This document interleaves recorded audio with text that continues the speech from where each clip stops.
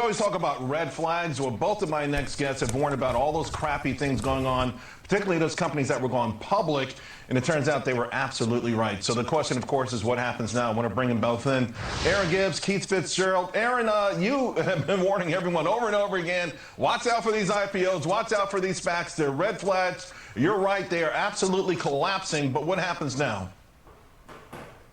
So I think it's still very much in line with what we've seen on average. And so I think, investors really should understand the risk of IPOs, that on average, 80% of IPOs are in the negative, in the red, 1 year later.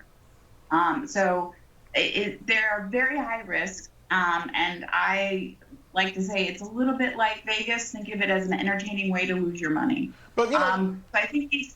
No, I'm with you. Listen, but this is a little bit different, right? Because you've got these celebrities who never ran companies before, but they had that, they've got that drawing power. And so, you look at the SPACs and no one was looking at, they're blank check companies, Keith. That's what they are. They're blank check companies. They say, yeah, give us money, we'll tell you what we're going to do later. And then they bring in a celebrity and people put in more money. But it feels like folks have gotten a hint to that. It is. They're like a bug in search of a windshield. You got to grit your teeth, you got to pick your bets carefully, and you got to look for companies that make sense, not just because of celebrities involved. What are you doing with some of these tech names, Keith? I know you're big into technology. Of course, we do want to make the distinction, right? Those non-profitable tech names that crushed it last year are the ones getting hit the most, but now they're bringing down even a profitable tech. That's interesting because that's actually a good sign. If you study market history, right, the stuff, the ARKs of the world, the high flyers, those things have been hit hard for several weeks at a time. The fact that the big names are getting hit hard now tells me there's a very concerted gathering of energy and of money right here at the bottom. It's beginning to catch a bid. I think we're approaching a back up the truck moment. It doesn't feel good. You got to grit your teeth. You got to pick your bets, move for those companies. So we've been trimming risk. We've been going on the hunt. We've been locking in profits with Amazon and Pfizer. But key, I'm still looking at Apple, Microsoft. I bought some Palantir this morning. Much as I hated doing it, I love what's going to happen to it. A hawkish J. Powell, that really kind of lit the fuse for this volatility and extreme weakness. And now you've got firms like Deutsche Bank. They say 3 rate hikes next year, 4 rate hikes in 2024. Aaron, does that mean the market won't go up for 2 years? Like, if the Fed's going to be against us for the next 2 years? I don't think that the market's going to be down for the next 2 years. Absolutely not. I do think the market's going to go up. I just think that it's going to be much harder, and we're going to see more normal type of returns that we've seen in prior years. So it might be 0 to 5% instead of 5 to 25%. So I still believe that looking at the expected profits, we can still go up here, but we certainly should expect some valuation compression, and we should expect some sideways trading where the market just goes down and up for 3 to 5 months. Right.